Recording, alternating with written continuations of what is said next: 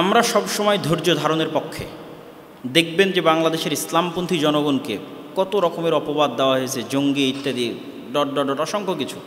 কিন্তু আপনিই দেখবেন যে 5ই আগস্টের পর থেকে এখন পর্যন্ত সবচেয়ে ধৈর্যশীল যদি আপনি কাউকে পান চলমান গভর্নমেন্টের উপর, তাহলে দেখবেন ইসলামপন্থী দল এবং রাজনৈতিক দলগুলো তারা কোনো ইস্যুতে রাজপথে গিয়ে সরকারকে বিব্রতকর পরিস্থিতিতে ফেলেনি। যখন যেটা প্রয়োজন হয়েছে সেটা সরকারকে যেভাবে জানালে কাজ হবে সেভাবে জানানোর চেষ্টা করেছে। কিন্তু এই সরকার গঠন হওয়ার পর থেকে অসংখ্যভাবে কিন্তু এই সরকারকে বিব্রত করা হচ্ছে। যেমন সনাতনী ধর্মের নামে বা ইসকনের নামে, যদিও তাদেরকে আমরা সনাতনী মানতে চাই না, ইসকন যারা আছে তাদের নামেও কিন্তু সরকারকে বিব্রত করা হচ্ছে। তো আমি যেটি মনে করব যে যারা এদেশে বিভিন্ন রাজনৈতিক দলের সাথে যুক্ত আছে তাদের উচিত ধৈর্য ধারণ করা এবং সহযোগিতা করা। বাংলাদেশের প্রত্যেক মানুষের উচিত ধৈর্য ধারণ করা, সহযোগিতা করা, যেমনটা আমরা করতেছি, ধৈর্য ধারণ এবং সহযোগিতা। তবে হ্যাঁ, আমরা পাশাপাশি সরকারকে এটিও জানিয়ে দিতে চাই, এটিও বলতে চাই যে ইসলামপন্থী জনগণ যে ধৈর্য ধারণ করছে, যে সহযোগিতাটা করছে, এই সহযোগিতাটাকে কখনোই দুর্বলতা মনে করা যাবে না এবং এমন কিছু করা যাবে না যেটি ইসলামপন্থী জনগণের রেড লাইন। যেমন আমি যদি বলি যে ইসলামপন্থী জনগণের রেড লাইন কি, যেমন হচ্ছে LGBTQ, এটা হচ্ছে রেড লাইন, এটার ধারে কাছেও আসা যাবে না, হাজার হাজার মাইল দূরে থাকতে হবে। এরকম আরও অসংখ্য রেড লাইন আছে যেগুলো আপনারা জানেন। তো ইসলামপন্থী জনগণ যেভাবে আপনাদেরকে সহযোগিতা করছে, বিপদে আপদে ধৈর্য ধারণ করছে, তাদের এই সহযোগিতাকে আপনাদের মূল্যায়ন করতে হবে। আর বাংলাদেশের স্বাধীনতা নিহিত আছে বাংলাদেশের প্রতি দেশপ্রেম এবং ইসলাম ও মুসলমানদের প্রতি ভালোবাসা, এটি আপনি কখনোই অস্বীকার করতে পারবেন না।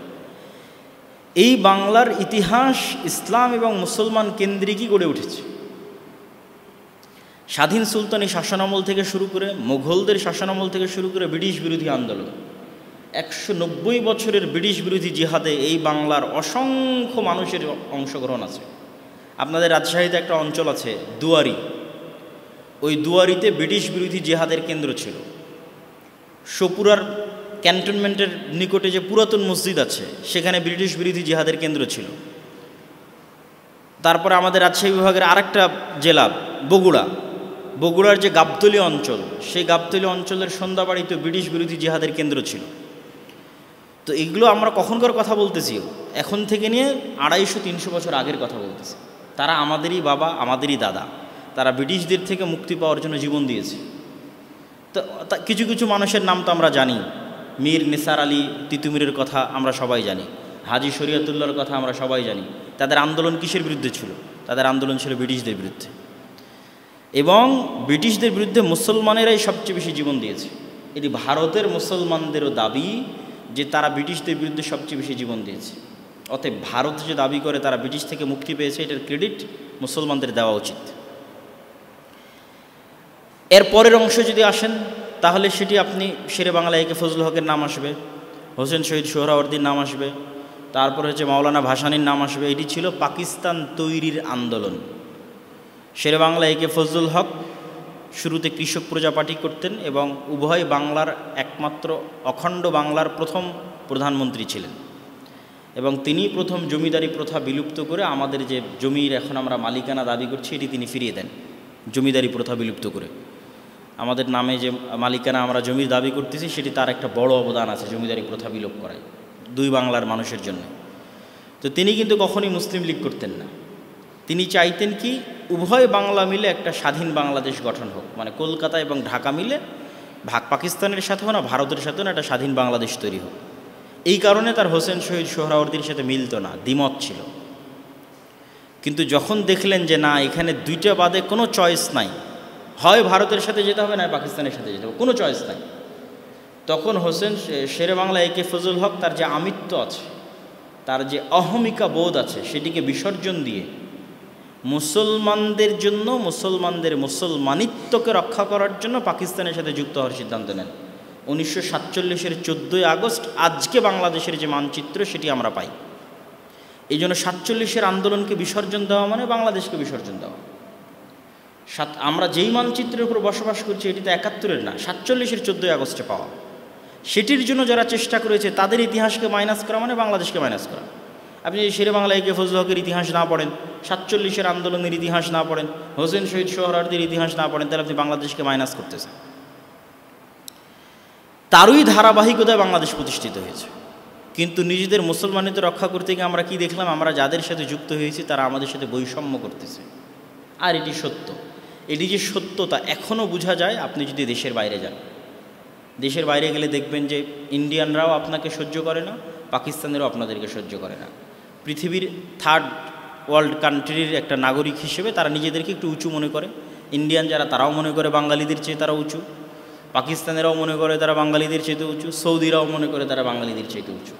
হয়তো আমাদের বেশিরভাগ পেশাগত মানুষের যে পেশা বহির্বিশ্বে থাকে সেটির ফলে হয়তো এরকম একটা আমাদের চেহারা বা আমাদের একটা প্রতিফলন তাদের সামনে তৈরি হয়েছে। কিন্তু সব জায়গায় যে আমরা ডিসক্রিমিনেশন এবং বৈষম্যের শিকার এটি বোঝা যায়, সীমান্ত পার হলেই বোঝা যায়।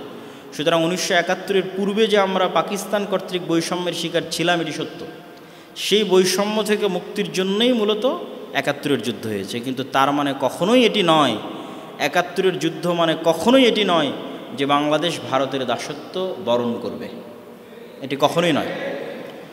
এবং এই কারণে তখন যে চুক্তিটা হয়েছিল ভারতের সাথে বাংলাদেশের, যেটিকে এক প্রকার গোপন চুক্তি বলা হয়, যে বাংলাদেশের কোনো সেনাবাহিনী থাকবে না ইত্যাদি অসংখ্য কিছু, সেই চুক্তিগুলোকে বাতিল করেই কিন্তু বাংলাদেশ আজ এই পর্যন্ত এসেছে এবং স্বাধীনভাবে দাঁড়িয়ে আছে। অতএব আমাদের বাংলাদেশের এই ইতিহাসকে ধারণ করতে হবে এবং বৈষম্য বিরোধী এই ছাত্র আন্দোলনকে আমি কোন দৃষ্টিকোণ থেকে দেখতাম তাই 3টে পোস্ট করে আপনি স্পষ্ট হয়েছেন যে প্রত্যেকটা জায়গায় আমি ইঙ্গিত করেছি যে আমাদের এই স্বাধীনতা তখনই পরিপূর্ণ স্বাধীনতায় লাভ করবে যখন আমরা স্বাধীন জাতি হিসেবে নিজের স্বাধীন মতো সিদ্ধান্ত নিতে পারব। তো এটি যদিও আমার আজকের আলোচ্য বিষয়বস্তু নয়, কিন্তু এত বিষয়গুলো কেন টানলাম? যেহেতু এই বৈষম্যবিরোধী ছাত্র আন্দোলনের সাথে বরেন্দ্র বিশ্ববিদ্যালয়ের একজন ছাত্রের মৃত্যুবরণের সম্পর্ক আছে। আল্লাহ সুবহানাহু ওয়া তাআলা তাকে শহীদ হিসেবে কবুল করুক, আল্লাহুম্মা আমিন। তো আমরা সকল বৈষম্যবিরোধী ছাত্র আন্দোলনে যারা মারা গেছে তাদের সকলের আত্মার মাগফিরাত কামনায় দোয়া করি, আল্লাহ সুবহানাহু ওয়া তাআলা তাদেরকে জান্নাতে উঁচু আসন দান করুক, আল্লাহুম্মা আমিন।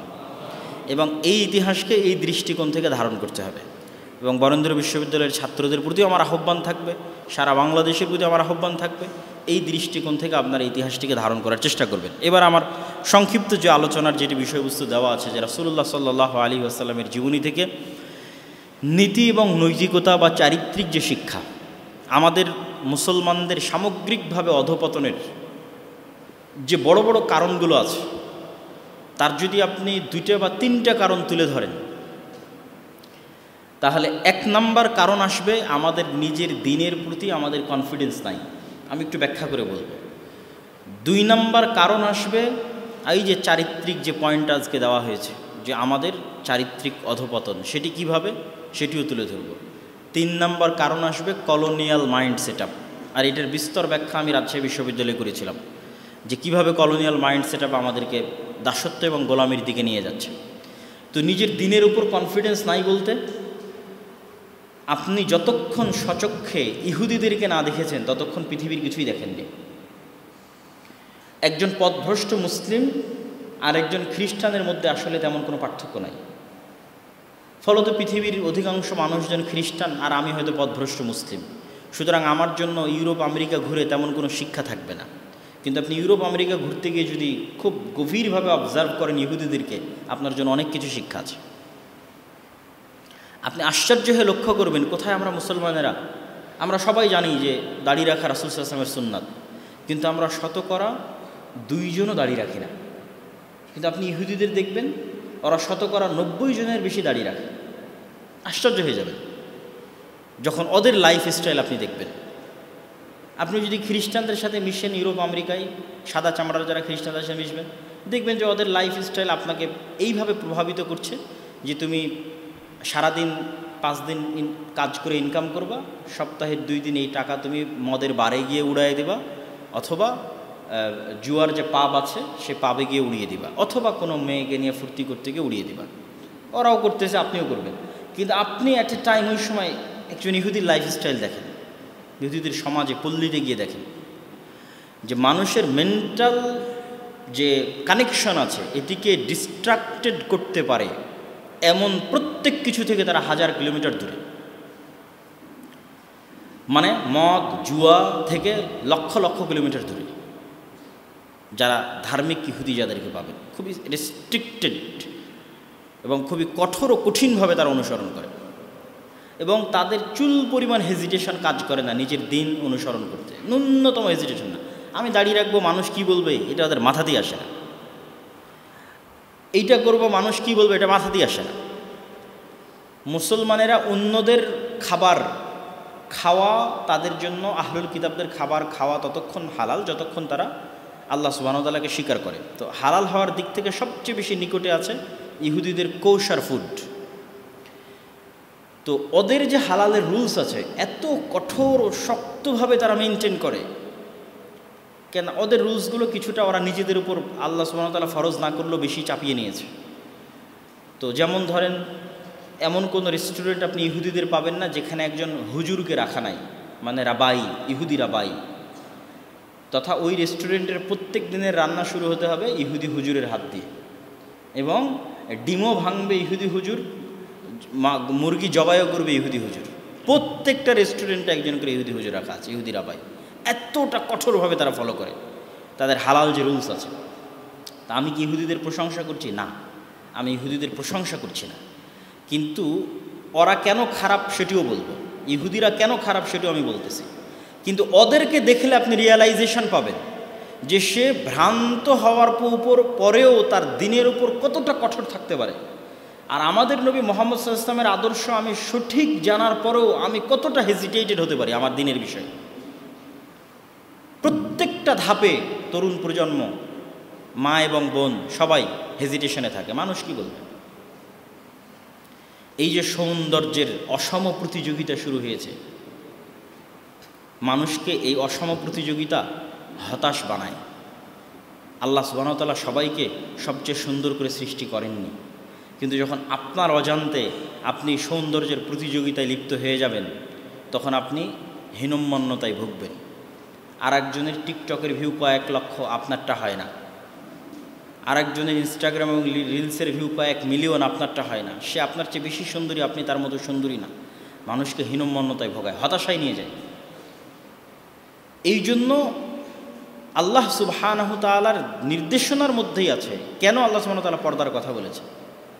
মানুষের আত্মসম্মান এবং সেলফ রেসপেক্ট রক্ষায় পর্দা অনেক ভূমিকা পালন করে।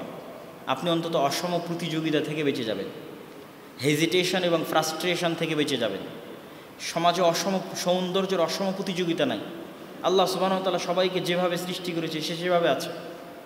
তখন এখানে কেউ হতাশ হবে না, কেউ আত্মহত্যা করবে না, কেউ গলায় ফাঁসি দিবে না। তো যাক, আমি অন্যদিকে চলে গেলাম। তো এই যেটা বলতে চাচ্ছিলাম আর কি, যে আপনি ইহুদিদের থেকে অন্তত এই জিনিসটা শিখতে পারবেন যে তাদের দিনের উপর ভ্রান্ত থাকার পরও তারা কতটা কট্টর, তাদের মেয়েরাও তাদের ছেলেরাও।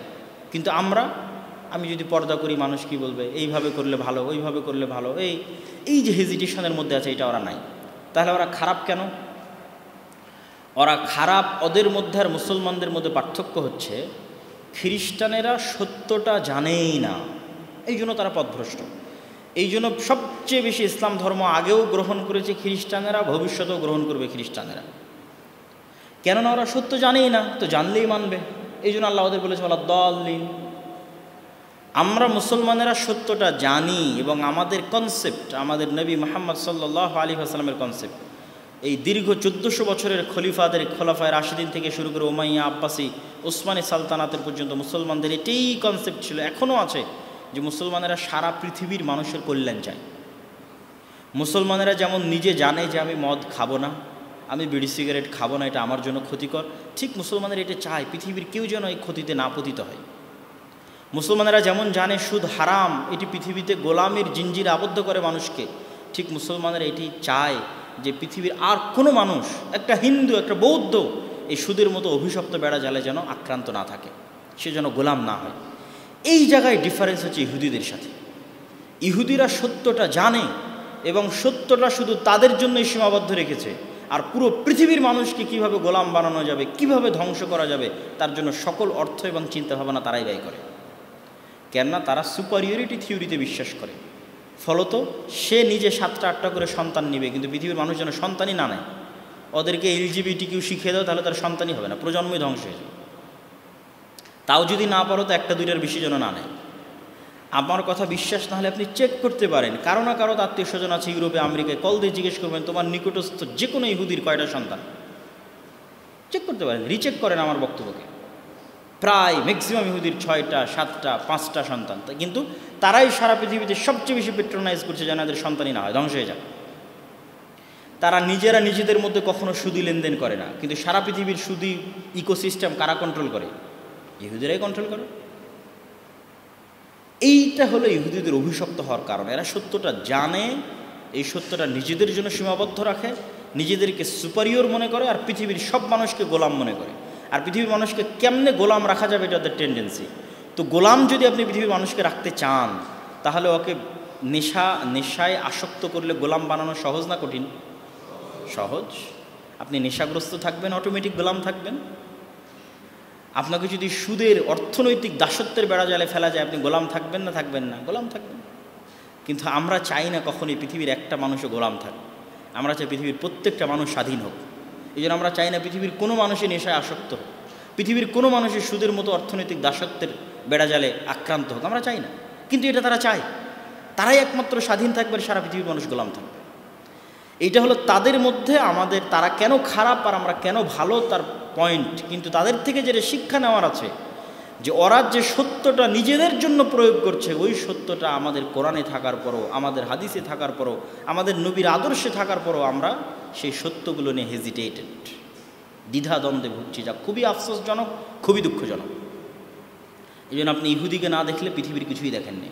কেন? ওরা বাদে আর পৃথিবীর যাদেরকে দেখতেছেন এরা কিছুই জানে না পৃথিবী সম্পর্কে, এরা পরকাল সম্পর্কে কিছুই জানে না, এরা পৃথিবীর প্রকৃতি সম্পর্কে কিছুই জানে না। এরা জাস্ট দুনিয়াতে মেশিনের মতো আসতেছে, মেশিনের মতো পশুর মতো খাচ্ছে, থাকছে, ঘুরছে ফিরছে। চায়নার কথা বলেন, জাপানের কথা বলেন, আর খ্রিস্টানদের কথা বলেন। সুতরাং এদের দেখে আপনি কোনো শিক্ষা পাবেন না। আপনি শিক্ষা পাবেন যদি ইহুদিদেরকে দেখেন, তাহলে আপনি বুঝবেন যে না, এই পৃথিবীর অন্য কোনো অর্থ আছে, যে অর্থের পিছনে তারা ছুটতেছে। সেই অর্থটাই হচ্ছে এই পৃথিবী একদিন ধ্বংস হবে এবং আমাদের মৃত্যু হবে এবং পরকাল হবে, এবং নবীরা সত্য, আল্লাহর কিতাব সত্য। 2 নম্বর যে পয়েন্ট, যেটি আমাদের গোলামি বা মুসলিম উম্মার অধঃপতন এবং চারিত্রিক অধঃপতন বললেই সবাই 1 নম্বরে রাখতে চায় অবৈধ সম্পর্ক, 1 নম্বরে রাখতে চায় মদ জুয়া, আর আমি 1 নম্বরে রাখতে চাই, এবং আমি মনে করি এটার পক্ষে কোরআন এবং হাদিস থেকে অসংখ্য দলিল আদিল্লাহ আমি পেশ করতে পারবো, এবং আমি মনে করি আমার এই বুঝটা সঠিক। সেটি হচ্ছে সততা এবং ন্যায়পরায়ণতা না থাকা। এটা হচ্ছে 1 নম্বর নৈতিক এবং চারিত্রিক পদস্খলন, আরও বিশেষ করে বাংলাদেশের মুসলমানদের জন্য, ভারত পাকিস্তান বাংলাদেশের মুসলমানদের জন্য, এবং আরও স্পেশালি বাংলাদেশের মুসলমানদের জন্য। দেখেন রাসূলুল্লাহ সাল্লাল্লাহু আলাইহি সাল্লাম বলছেন, আরবাউন মান কুন্না ফি, 4টা বৈশিষ্ট্য যার মধ্যে আছে সে নির্ভেজাল খাঁটি মুনাফিক। এভাবে হাদিসে আসছে, 4টা বৈশিষ্ট্য যার মধ্যে আছে সে নির্ভেজাল খাঁটি মুনাফিক। মানে সে সত্যিকার অর্থে মুমিন কিনা এটা নিয়ে সন্দেহ। সেখানে কিন্তু রাসূল সাল্লাল্লাহু আলাইহি ওয়াসাল্লাম বলেননি যে অবৈধ সম্পর্কে লিপ্ত হলো সে খাঁটি মুনাফিক হওয়ার সম্ভাবনা আছে, বা যে হচ্ছে মাদকাসক্ত হলো সে খাঁটি মুনাফিক হওয়ার সম্ভাবনা আছে। কি বলছেন দেখেন, ইজা হাদ্দাসা কাযাবা, যখন কথা বলে মিথ্যা বলে, ওয়াইদা ওয়াদা আখলাফা, যখন ওয়াদা দেয় ওয়াদা ভঙ্গ করে, ওয়াইদা তুমিনা খানা, যখন আমানত রাখা হয় আমানতের খেয়ানত করে। আপনি প্রিন্সিপালের পদ বলেন, ভিসির পদ বলেন, OC, DC, SP, sub registrar, AC land, প্রধান উপদেষ্টা, প্রধানমন্ত্রী, এই প্রত্যেকটা পদ কি? আমানত, দায়িত্ব, আমানত।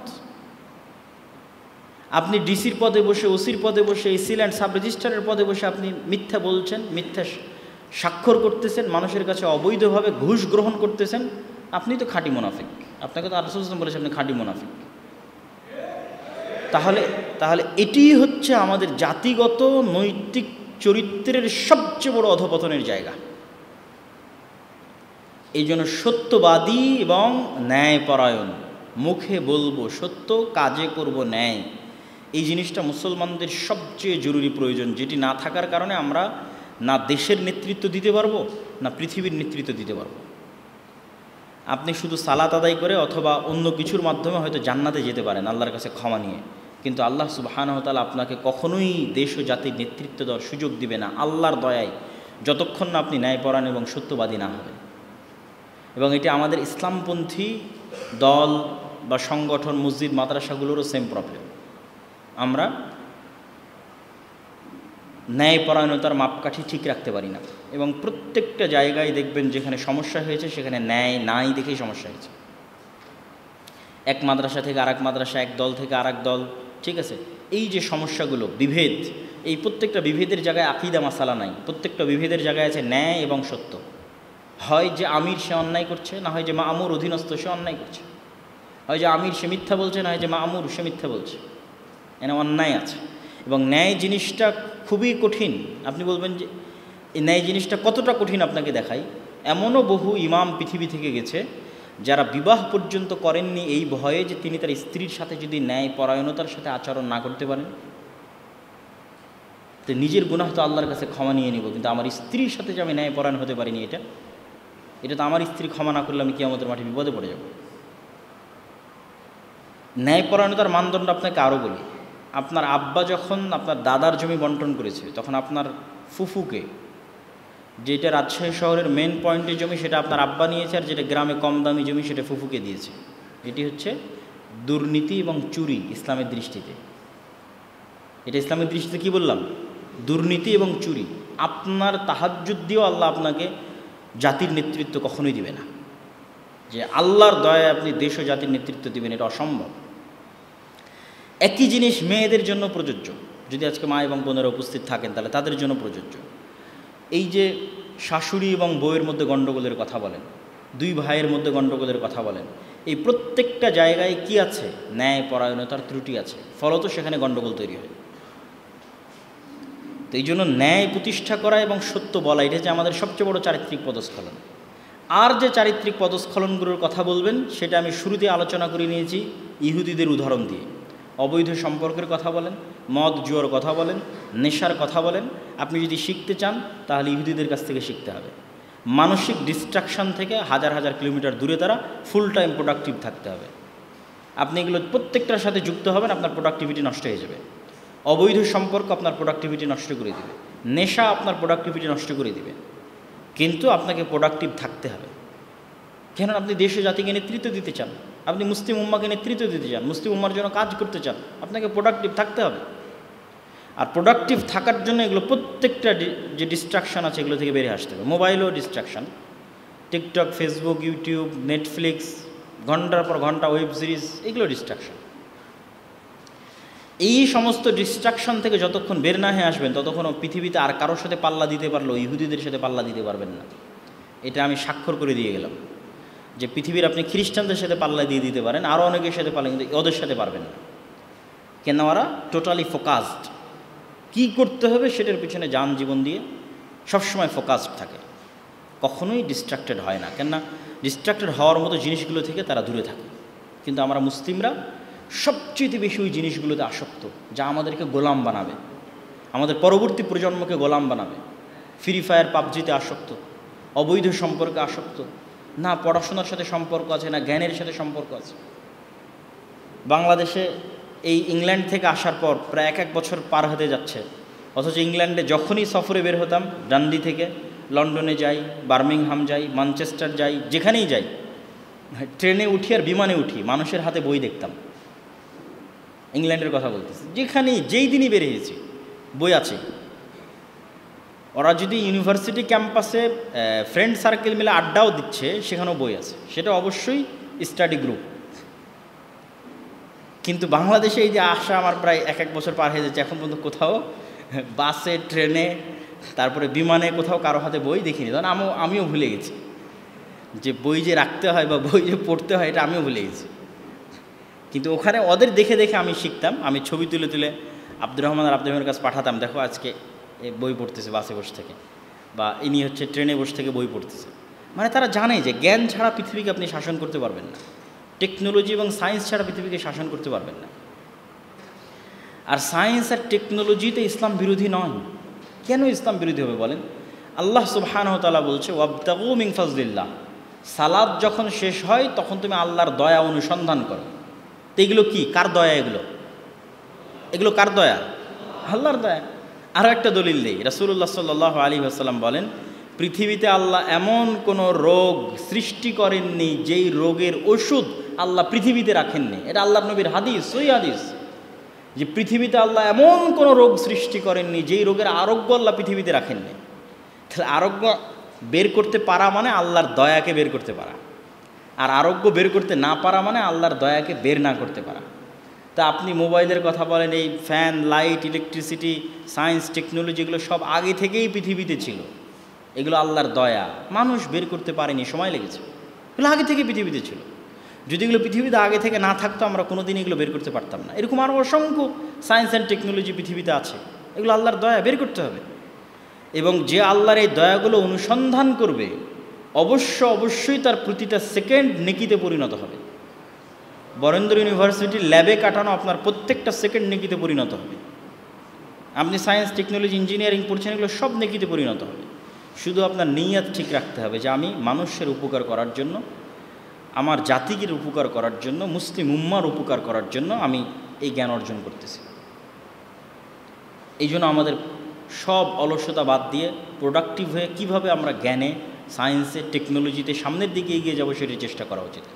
লাস্ট টপিক যেটা বলে আজকের বক্তব্য শেষ করব, সেটা হচ্ছে কলোনিয়াল মাইন্ড সেট আপ। ওই যে বললাম 190 বছর আমরা গোলাম ছিলাম, আমরা এত মিথ্যা কেন বলি, আমাদের মধ্যে এত দুর্নীতি কেন, আমাদের মধ্যে এত অসততা কেন? ওই 190 বছরের গোলামির কারণে আমাদের রক্তের মধ্যে মিথ্যা এবং অসততা প্রবেশ করেছে। ওই 190 বছরের গোলামির ধকল আপনি কাটিয়ে উঠতে অনেক সময় লাগবে। কেবল তো মাত্র 70 বছর হচ্ছে, তথা আমরা 1947 থেকে যদি ধরি তাহলে 70-75 বছর হচ্ছে। আরও 25-30 বছর হলে 1 সেঞ্চুরি পূর্ণ হবে। তো কাটিয়ে যে একদম উঠা যাচ্ছে না তা না, অবশ্যই ধীরে ধীরে কাটিয়ে উঠবে। কিন্তু একটা দীর্ঘ সময়ের দাসত্ব আমাদের মনে, আমাদের অজান্তে দাসত্ব তৈরি করে দিয়েছে। আমি যখন ইংল্যান্ডের সীমানা ক্রস করে ফ্রান্সে ঢুকলাম, স্পেনে ঢুকলাম, ইতালিতে ঢুকলাম, কোথাও ইংরেজি ভাষার অস্তিত্ব নাই। বিমানবন্দরগুলোতে পর্যন্ত এক্সিট লেখাটা ইংরেজিতে লেখা নাই। এরকমও অনেক বিমানবন্দর পেয়েছে যেখানে এক্সিট পর্যন্ত ইংরেজিতে লেখা নাই। তখন আপনি রিয়েলাইজ করবেন যে আমার দেশে আমি ইংরেজি শিখতে হবে না এটি বলিনি, কিন্তু ইংরেজির যে গুরুত্ব বা আমরা যে ইংরেজির গুরুত্ব ফিল করি, এটা আমাদের অজান্তে কলোনিয়াল মাইন্ড সেট আপ। কিন্তু এটা কোনো সমস্যা না, ভাষা আমরা শিখতেই পারি। কিন্তু এরকম আরও অসংখ্য কলোনিয়াল মাইন্ড সেট আপ আমরা বহন করে বেড়াই আমাদের অজান্তে। একজন প্যান্ট শার্ট পরলে আমার কাছে যদি স্মার্ট মনে হয়, আর একজন টুপি পাঞ্জাবি পরলে যদি আমার কাছে একটু আনস্মার্ট মনে হয়, একজন বোরখা এবং পর্দা করলে যদি আমার কাছে আনস্মার্ট মনে হয়, আর একজন যদি প্যান্ট শার্ট বা গেঞ্জি পরে তাকে যদি স্মার্ট মনে হয়, এটা হচ্ছে আমরা আমাদের অজান্তে colonial mind set up carry করতেছি, বহন করতেছি। এরকম আরও অসংখ্য উদাহরণ পাবেন। আপনি আফ্রিকায় যান, আফ্রিকার মুসলিম দেশগুলোর সেকেন্ড ল্যাঙ্গুয়েজ কেন ফরাসি? তখন আপনি রিলেট করতে পারবেন যে হাজার হাজার কিলোমিটার দূরে আর এক মুসলিম দেশের সেকেন্ড ল্যাঙ্গুয়েজ ফরাসি, আর হাজার হাজার কিলোমিটার দূরে এখানে আর এক মুসলিম দেশের সেকেন্ড ল্যাঙ্গুয়েজ ইংরেজি। ও ছিল ফ্রান্সের গোলাম, আমি ছিলাম ইংল্যান্ডের গোলাম। ফলত সেও কলোনিয়াল মাইন্ডসেটটা বহন করতেছে, আমিও কলোনিয়াল মাইন্ডসেটটা বহন করতেছি আমাদের অজান্তে। স্পেন, ইতালি, ফ্রান্স, জার্মানি তারা জাতি হিসেবে কতটা আত্ম অহমিকায় ভোগে, কতটা আত্ম অহংকারী যে ইংল্যান্ডের ভাষা ইংরেজি শিখলে তাদের জাত যাবে। কি পরিমাণ উন্নাসিক জাতিগত তাদের চিন্তা। আর আমি সেটার বিপরীতে কতটা অধস্তন চিন্তা রাখি, কতটা গোলামির চিন্তা রাখি, আপনি তখন কম্পেয়ার করতে পারবেন। ইউরোপের স্বাধীন দেশগুলো যদি ভ্রমণ করেন আর যদি বাংলাদেশ, পাকিস্তান, ইন্ডিয়া ভ্রমণ করেন, তাহলে দেখবেন তাদের মাইন্ড সেট আপের তুলনায় জাতি হিসেবে তারা তাদের জায়গায় কতটা স্বাধীন চেতা, কতটা নিজের কৃষ্টি, কালচার, সংস্কৃতির প্রতি ফোকাসড। আপনি আশ্চর্য হয়ে যাবেন। ইংল্যান্ডের যে বাড়িঘরগুলো আছে, 500-600 বছরের পুরাতন বাড়িঘর আছে, আপনি একটা দরজাও পরিবর্তন করতে পারবেন না সরকারের অনুমতি ছাড়া। যত কোটি কোটি টাকা ইংল্যান্ড শুধু তাদের ঐতিহ্য রক্ষা করার পিছনে খরচ করে, এরকম কোটি কোটি টাকা দিয়ে হাজারো দুবাই তৈরি করা যাবে। কিন্তু ওরা এটাতে কট্টর, আমার যে ইতিহাস আছে সেটি সংরক্ষণ করতে হবে। তখন আপনি বুঝতে পারবেন যে আমি আমার ইতিহাসের তো কোনো খবরই রাখিনি। আমার যে হাজার বছরের এখানে মুসলিম বাংলার ইতিহাস আছে, আমি তো কোনোদিন না পড়েছি, না সেটি সংরক্ষণ করার চেষ্টা করেছি, না সেটির প্রতি ফোকাস থেকেছে। অথচ সে তার ইতিহাস ঐতিহ্য সংরক্ষণ করার জন্য কোটি কোটি টাকা একটা দরজা, একটা বাড়ির একটা দরজা পর্যন্ত পরিবর্তন করতে দিবে না, কেন? ওটা তার ইতিহাসের অংশ। এটা আমি কাল্পনিক বানিয়ে বলতেছেন, আপনি রিচেক করবেন যারা ইংল্যান্ডে থাকে তাদের কাছ থেকে। তো ওই সমস্ত দেশে গেলে আপনি কম্পেয়ার করবেন জাতিগতভাবে তারা কতটা স্বাধীনচেতা মনোভাব লালন করে, আর জাতিগতভাবে আমরা কতটা কলোনিয়াল মাইন্ড সেট আপ গোলামির চিন্তাভাবনা লালন করি। এই জন্য মুসলিম তরুণ, মুসলিম যুবকদের একটাই দায়িত্ব, আমাদের দিন ইসলাম এবং মুহাম্মদ সাল্লাল্লাহু আলাইহি সাল্লামের আদর্শের প্রতি আমাকে অতি কট্টর, অতি মৌলবাদী, অতি শক্তিশালী হতে হবে। এবং এটি আপনাকে জাতিগতভাবে শক্তিশালী করবে, জাতিগতভাবে আপনাকে আত্মমর্যাদাশীল করবে, জাতিগতভাবে আপনাকে মেন্টালি স্ট্রং করবে। আর আপনি যত বেশি হেজিটেটেড থাকবেন, আপনি জাতিগতভাবে তত দুর্বল থাকবেন, আপনার পরবর্তী প্রজন্ম তত দুর্বল হবে। এই জন্য আমাদের মুসলমানদের যে আদর্শ আছে, আমাদের নবীর যে আদর্শ আছে, আদর্শের উপর আপনাকে কোনো প্রকার কম্প্রোমাইজ ছাড়া অতি শক্ত, অতি কঠোর হতে হবে। মা এবং বোনদেরকে হতে হবে। মা এবং বোনদেরকে আমি কখনোই এটি বলি না যে আর একটা ছেলে আপনাকে কি বলবে এই জন্য আপনি পর্দা করবেন, না। আমি আব্দুল্লাহ বিন আব্দুর রাজ্জাক কী বলবো এই জন্য আপনি পর্দা করবেন, কখনোই না। এবং আপনারাও আর এক মেয়েকে দাওয়াত দিতে গিয়ে ছেলে মানুষ কি বলবে এই জন্য পর্দা করবে, শ্বশুর কি বলবে এই জন্য পর্দা করবে, স্বামী কি বলবে এই জন্য পর্দা করবে, আশেপাশের সমাজের মানুষ কি বলবে এই জন্য পর্দা, কখনো না। এগুলো ছুঁড়ে ফেলে দেন। আপনি সেম কাতারে আসেন। আমি আল্লাহর গোলাম, আপনিও আল্লাহর গোলাম। আমি আল্লাহর সৃষ্টি, আপনিও আল্লাহর সৃষ্টি। আল্লাহ সুবহানাহু ওয়া তাআলা আদেশ দিয়েছে, আমাদের নবী মুহাম্মদ সাল্লাল্লাহু আলাইহি সাল্লাম আদেশ দিয়েছে, পর্দার এবং পর্দার মধ্যে আমাদের এবং আপনাদের জন্য কল্যাণ আছে। সুতরাং আমি কোন দৃষ্টিকোণ থেকে একটা মেয়েকে দেখতেছি বা ছেলেরা কোন দৃষ্টিকোণ থেকে, এটা কখনোই ধর্তব্য নয়। সেম পেজে এসে আল্লাহ সুবহানাহু ওয়া তাআলার গোলাম হিসেবে আমাদেরকে আমাদের দিন এবং আমাদের আদর্শের উপর কট্টর হতে হবে এবং কোনো প্রকার কম্প্রোমাইজ ছাড়া সে আদর্শ, সেই দিন, সেটিকে শক্তভাবে আঁকড়ে ধরে থাকতে হবে এবং পরবর্তী প্রজন্মে ট্রান্সফার করতে হবে। তাহলে আপনি জাতিগতভাবে স্বাধীন থাকবেন, না হলে জাতিগতভাবে স্বাধীন থাকার কোনো রাস্তা নাই। বাংলাদেশের স্বাধীনতার মূল ভিত্তিই হচ্ছে বাংলাদেশের মুসলমানদের ইসলামী আদর্শ, ইসলামী কৃষ্টি কালচার এবং সংস্কৃতি। এই জন্য পৃথিবীতে একটা কথা আছে, সফট পাওয়ার। বলিউড হচ্ছে ইন্ডিয়ার সফট পাওয়ার। আপনি যদি হিন্দি গান শুনেন, হিন্দি মুভি দেখেন, হিন্দি বলতে ভালো লাগে, হিন্দি গান শুনতে ভালো লাগে, আপনি কোনো না কোনো অ্যাঙ্গেলে ইন্ডিয়া আপনাকে অ্যাকোয়ার করেনি, কন্ট্রোল করেনি আর্মি দিয়ে, তারপরেও আপনি তার সফট পাওয়ারে প্রভাবিত। এই জন্য আমরা কিন্তু আমাদের সফট পাওয়ারের দিক থেকে খুবই দুর্বল, মিডিয়াতে দুর্বল। আমি বলেছি যে, এবং এই মাসের, আমি জানি না এখানে মাসিক আল ইতেসাম আসে কিনা, একটা পত্রিকা আপনাদের এই পাশের প্রতিষ্ঠান থেকে বের হয়, জামিয়া সালাফিয়া, প্রতি মাসে মাসিক আল ইতেসাম। আজকে কি গাড়িতে পাওয়া যাবে? আছে? যদি গাড়িতে থাকে তাহলে এই মাসের মাসিক আল ইতেসামে একটা সম্পাদকীয় আছে যে ইসলামের সামগ্রিক বিজয় কিভাবে সম্ভব। ওখানে একটা পয়েন্ট দেওয়া আছে, শক্তিশালী প্রতিষ্ঠান প্রতিষ্ঠা করা। বাংলার মুসলমানদের প্রতিনিধিত্ব করবে এরকম শক্তিশালী কোনো ইলেকট্রনিক্স মিডিয়া নাই। বাংলার মুসলমানদের প্রতিনিধিত্ব করবে এরকম শক্তিশালী কোনো অর্থনৈতিক প্রতিষ্ঠান নাই। যারা শক্তিশালী তারা হচ্ছে,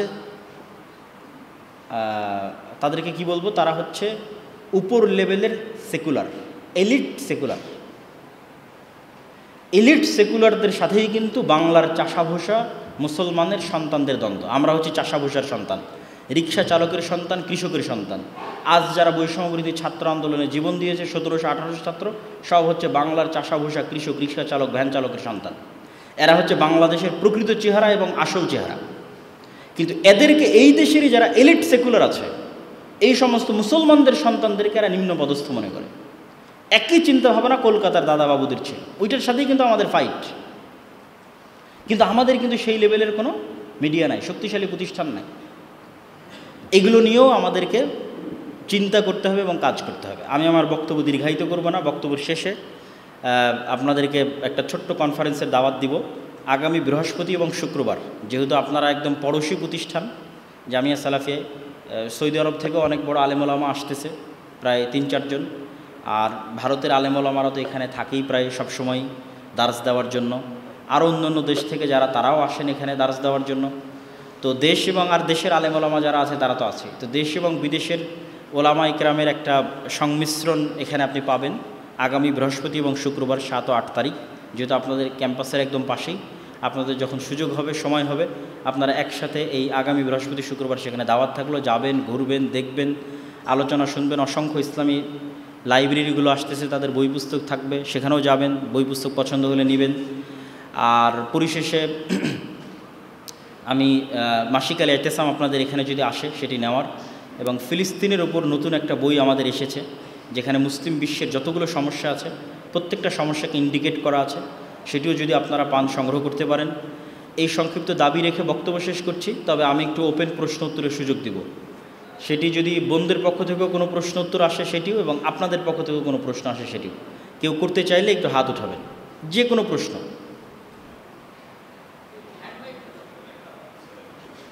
হ্যান্ড মাইক।